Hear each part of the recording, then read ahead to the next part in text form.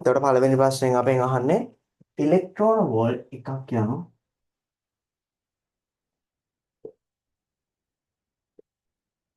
ඉලෙක්ට්‍රෝන volt එකක් යන ඒකකයේ සමාන වන්නේ. එතකොට අපිට එතෙන්දි බලන්න පුළුවන් ශක්ති ඒකකයක්, ක්ෂමතාවය, ආරෝපණය, වෝල්ටීයතාව, බලය. ඉලෙක්ට්‍රෝන වෝල්ට් එක අපි ගත්තොත් ඉලෙක්ට්‍රෝන කියන්නේ ඉලෙක්ට්‍රෝන අපි මානින ඒකකය වෙන්නේ කූලෝම්. වෝල්ටීයතාව විභවාන්තරය අපි මානින්නේ වෝල්ට් වලින්.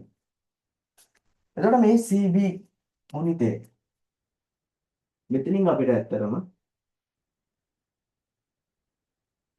මේ දීලා තියෙන උත්තර පහෙන් ඒකකයක් ලබා ගන්න අමාරුයි. ඒක නිසා අපි තා ටිකක් මේක සුළු කිරීමක් කරලා අපි මෙතන තියෙන පහෙන් එකක් ලබා ගන්න ඕන. අපිට පුළුවන් මෙහෙම දෙයක් කරන්න. දැන් මෙතන මේ වෝල් කියන එක තව ටිකක් අපි සුළු කරමු. ධාරා විද්‍යුතය පාඩමේ අපි කතා කරනවා ක්ෂමතාවය. ක්ෂමතාවය සමානයි විභවාන්තරය වැඩි කිරීම ධාරාව. එතකොට ක්ෂමතාවය කියන්නේ ක්ෂමතාවය ඒකක වන්නේ කූලෝමයට ජූල්. sorry තප්පරයට ජූල් ක්ෂමතාවය. වෝල්ටීයතාව අපි මේ විදිහටම තියමු. ධාරාව. ධාරාව අපිට ගන්න පුළුවන්. මොකද්ද ධාරාව කියන්නේ? ධාරාව කියන්නේ සන්නායකයක හරස් කඩක් තුළින් ඒකීය කාලයකදී ගලා යන ආරෝපණ ප්‍රමාණය.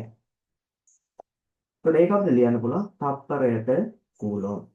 එතකොට තප්පරයට තප්පර කැපිලා යනවා. අපිට වෝල්ටීයතාව විභවාන්තරය ගන්න පුළුවන් කූලෝමයට ජූල් ඒකකයේ විදිහට. මේක අපිට කෙලින්ම ගන්නත් පුළුවන් විභවාන්තරය කූලෝමීටර් ජූල් එකයි කියන සමීකරණයකින්. හැබැයි මේ ඔප්පු කිරීම කරේ අපිට මතක තබා ගැනීමේ අවශ්‍යතාවයක් නැහැ. ඕනම එක සමීකරණයකින් අපි කොහොමද ඒකට ව්‍යුත්පන්නයකට යන්නේ. එතකොට මේ ගානේ අනුව අපිට පුළුවන් කූලෝම් වැඩි කිරීම වෝල්ට් කියන එක අපිට ලියන්න පුළුවන්. කූලෝම් වැඩි කිරීම වෝල්ට් වෙනකොට දාන්න පුළුවන් කූලෝමයට ජූල්. කූලෝම්ට කූලෝම් කැපිලා යනවා අපිට ඉතුරු වෙනවා ජූල්. ජූල් කියන්නේ අපි දන්නවා ශක්තිය එකක. එහෙනම්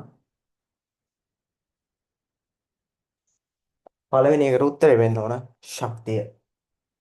උත්තරේ 1.